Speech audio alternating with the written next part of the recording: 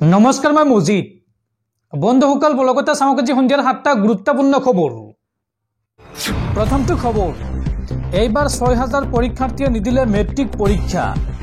জুমৰ বিনিদিনিত ভাগ লোৱাৰ বাবে মেট্ৰিক পৰীক্ষাত অৱতীৰ্ণ নহল 6000 পৰীক্ষাৰ্থী আৰু এই বিষয়টোক লৈ ৰাজ্য চৰকাৰে ৰাজহুৱা বিবৃতি দিয়ক।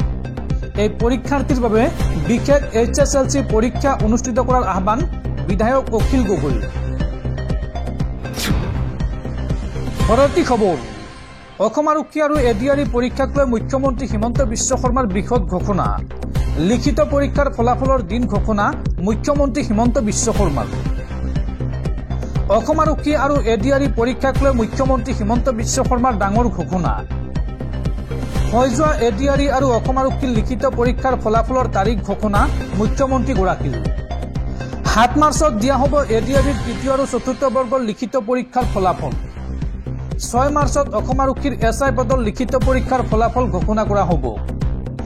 আৰক্ষীৰ কনিষ্টেবল পদৰ পৰীক্ষাৰ ফলাফল দিব 12 মাৰ্চত। আৰক্ষীৰ ড্ৰাইভাৰ পদৰ ফলাফল দিব 4 মাৰ্চত আৰু 10 মাৰ্চত হ'ব ড্ৰাইভাৰ পদৰ ড্ৰাইভিং টেষ্ট। নিশা ফেচবুক লাইভত এই ঘোষণা ৰাজ্যৰ মুখ্যমন্ত্ৰী হিমন্ত বিশ্ব শৰ্মাৰ। পৰৱৰ্তী খবৰ BA পাছ কৰা সকলেও দিছে নেকি এডিআৰইৰ চতুৰ্থ বৰ্গৰ পৰীক্ষা। চৰকাৰক ফাঁকি দি পৰীক্ষাত বহাসকল সাৱধান। এই সন্দৰ্ভত কঠোৰ পদক্ষেপ লোৱাৰ ঘোষণা মুখ্যমন্ত্ৰী হিমন্ত বিশ্ব শৰ্মাৰ। BA পাছ কৰা সকলেও দিছে নেকি এডিআৰইৰ চতুৰ্থ বৰ্গৰ পৰীক্ষা। ধৰা পৰিলে কঠোৰ পদক্ষেপ লোৱাৰ ঘোষণা মুখ্যমন্ত্ৰী হিমন্ত বিশ্ব শৰ্মাৰ। চৰকাৰক ফাঁকি দি পৰীক্ষাত বহাসকল সাৱধান। BA পাছ কৰি চতুৰ্থ বৰ্গৰ পৰীক্ষা দিয়া সকলৰ বিৰুদ্ধে খবৰ দিয়ক আপুনি আৰক্ষী। লিখিত পৰীক্ষাত পাছ কৰাৰ পিছতেই এই সকলৰ বিৰুদ্ধে দিব পাৰিব খবৰ। মৌখিক পৰীক্ষাৰ পূৰ্বে এই সকলৰ বিৰুদ্ধে লোৱা হ'ব ব্যৱস্থা। সামাজিক মাধ্যমত এই ঘোষণা মুখ্যমন্ত্ৰী হিমন্ত বিশ্ব শৰ্মাৰ। দৰ্শকসকল আৰু বহুতো গুৰুত্বপূৰ্ণ খবৰ আছে।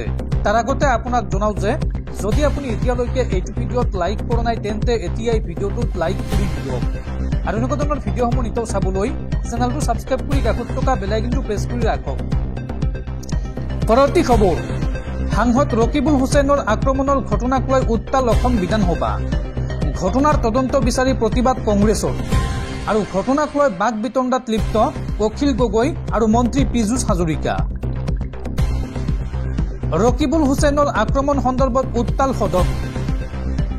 আক্ৰমণৰ তদন্ত বিচাৰি প্ৰতিবাদ কংগ্ৰেছৰ। ঘটনাক লৈ বাক বিতণ্ডাত লিপ্ত অখিল গগৈ আৰু মন্ত্ৰী পীযুষ হাজৰিকা। ৰকিবুল হুছেইনৰ ঘটনাত আপুনি জড়িত নেকি? এই প্ৰশ্ন অখিল গগৈৰ। আপোনালোকে মানুহ লগাই আক্ৰমণ কৰিছে ৰকিবুল হুছেইনক। ঘটনাক লৈ গ্ৰেপ্তাৰ হ'ব লাগে OC SP। আচল দোষীক এতিয়াও গ্ৰেপ্তাৰ কৰিব পৰা নাই আৰক্ষীয়ে। এই মন্তব্য বিধায়ক অখিল গগৈ। পৰৱৰ্তী খবৰ USTMৰ স্বত্বাধিকাৰী মহবুবুল হকৰ জামিন মঞ্জুৰ কৰিলে গুৱাহাটী উচ্চ ন্যায়ালয়ে। মহবুবুল হকৰ গ্ৰেপ্তাৰক লৈ অসম আৰক্ষীৰ বিৰুদ্ধে উচ্চতম ন্যায়ালয়ৰ নিৰ্দেশ অৱমাননা কৰাৰ অভিযোগ উত্থাপন হৈছে। আৰক্ষীয়ে মহবুবুল হকক দিয়া নাছিল এৰেষ্ট মেমো। USTMৰ আচাৰ্য মহবুবুল হকৰ জামিন মঞ্জুৰ গুৱাহাটী উচ্চ ন্যায়ালয়ত। পাথাৰকান্দিত ৰুজু হোৱা 54/25 নম্বৰ গোচৰত জামিন লাভ মহবুবুল হকৰ। আচাৰ্যজনৰ বিৰুদ্ধে ৰুজু হৈছিল 2টাকৈ গোচৰ আৰু মঙলবাৰে হ'ব আনটো গোচৰৰ জামিনৰ শুনানি। 2টাকৈ গোচৰত গ্ৰেপ্তাৰ হৈছিল মহবুবুল হক। হকক গ্ৰেপ্তাৰৰ সময়ত উচ্চতম ন্যায়ালয়ৰ নিৰ্দেশ অৱমাননা কৰিছিল অসম আৰক্ষীয়ে। আৰক্ষীয়ে মহবুবুল হকক দিয়া নাছিল এৰেষ্ট মেমো আৰু পৰিয়ালৰ লোককো জনোৱা নাছিল তেওঁৰ গ্ৰেপ্তাৰ সন্দৰ্ভত আৰু সেই বিষয়ত উচ্চ ন্যায়ালয়ত হৈছিল শুনানি আৰু মহবুবুল হকৰ পক্ষৰ যুক্তি মানি ন্যায়ালয়ে দিলে আচাৰ্যজনক জামিন। পৰৱৰ্তী খবৰ অসমত পুনৰ ভুৱা পৰীক্ষাৰ্থী। অসমৰ ভুৱা পৰিচয় পত্ৰৰে সেনাৰ নিযুক্তি পৰীক্ষাত বহা বহিৰ্ৰাজ্যৰ 13গৰাকী পৰীক্ষাৰ্থীক আটক আৰক্ষীৰ। সেনাৰ চাকৰিৰ বাবে নথি পত্ৰ পৰীক্ষাৰ সময়তে ধৰা পৰিল ভুৱা পৰীক্ষাৰ্থী। পৰীক্ষাত অৱতীৰ্ণ হৈছিল হাৰিয়ানা আৰু উত্তৰ প্ৰদেশৰ পৰীক্ষাৰ্থী। আৰু এই ঘটনাৰ পিছতে হাটগাঁও আৰক্ষীয়ে আটক কৰে বহিৰ্ৰাজ্যৰ 13 যুৱকক। হাটগাঁও থানাত বৰ্তমান জেৰা কৰা হৈছে ভুৱা পৰীক্ষাৰ্থীসকলক। নাৰেংগী সেনা শিবিৰত অনুষ্ঠিত হৈছিল ফায়াৰমেন, সুইপাৰ আৰু ট্ৰেডমেনৰ পৰীক্ষা আৰু এই সময়তে ধৰা পৰে বহিৰ্ৰাজ্যৰ এই 13 গৰাকী ভুৱা পৰীক্ষাৰ্থী। পৰৱৰ্তী খবৰ, দেশৰ লাখ লাখ যান বাহনৰ গৰাকীলৈ জৰুৰী খবৰ। আপোনাৰ বাহনখনৰ 15 বছৰ হৈছে নেকি? 15 বছৰ পুৰণি বাহনক দিয়া নহ'ব ইন্ধন। 31 মাৰ্চৰ পিছত পেট্ৰল ডিজেল যোগান নধৰাৰ সিদ্ধান্ত লোৱা হৈছে। বিজেপি চৰকাৰে আনিছে নতুন নিয়ম। আপোনাৰ বাহনখনৰ 15 বছৰ হৈছে নেকি? 15 বছৰ পুৰণি বাহনক দিয়া নহ'ব ইন্ধন। 31 মাৰ্চৰ পিছত পেট্ৰল ডিজেল যোগান নধৰাৰ সিদ্ধান্ত বিজেপি চৰকাৰৰ। বিজেপি চৰকাৰে এই সন্দৰ্ভত আনিলে নতুন নিয়ম। পুৰণি বাহনৰ গৰাকীয়ে পেট্ৰল পাম্প আৰু CNG ষ্টেচনত ইন্ধন নাপাব।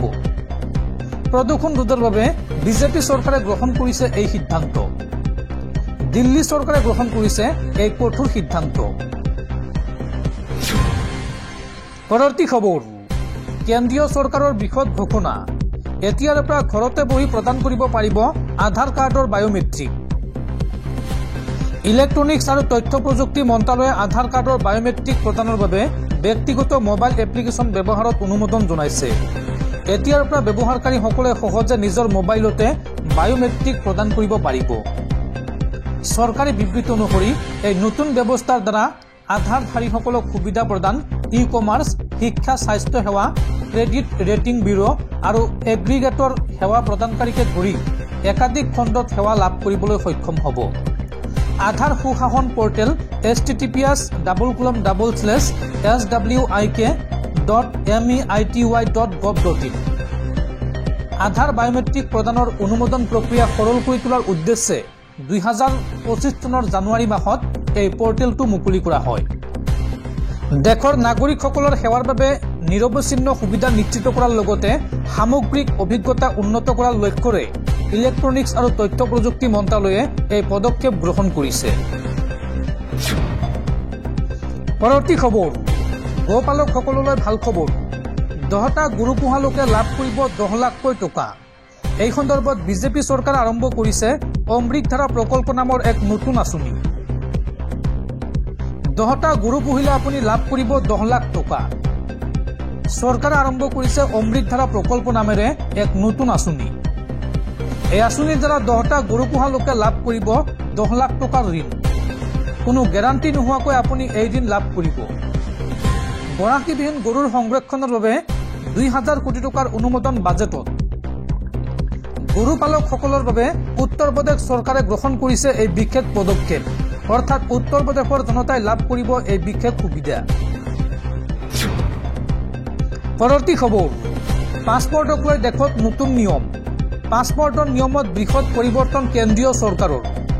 জানি লওঁ আহক, এতিয়া নতুনকৈ পাছপৰ্ট বনাবলৈ হ'লে আপোনাক কি কি নথিপত্ৰৰ প্ৰয়োজন হ'ব। পাছপৰ্ট আবেদন প্ৰক্ৰিয়াত গুৰুত্বপূৰ্ণ পৰিৱৰ্তনৰ কথা ঘোষণা কৰিছে কেন্দ্ৰীয় চৰকাৰে। সংশোধিত পাছপৰ্ট নিয়ম অনুসৰি 2023 চনৰ 1 অক্টোবৰ বা তাৰ পিছত জন্মগ্ৰহণ কৰা ব্যক্তিৰ বাবে জন্ম তাৰিখৰ প্ৰমাণপত্ৰ হিচাপে কেৱল জন্মৰ প্ৰমাণপত্ৰ দাখিল কৰাটো বাধ্যতামূলক কৰা হৈছে। যোৱা সপ্তাহত জাৰি কৰা এই নিয়ম চৰকাৰী ৰাজপত্ৰত প্ৰকাশ পোৱাৰ পিছতেই কাৰ্যকৰী হ'ব।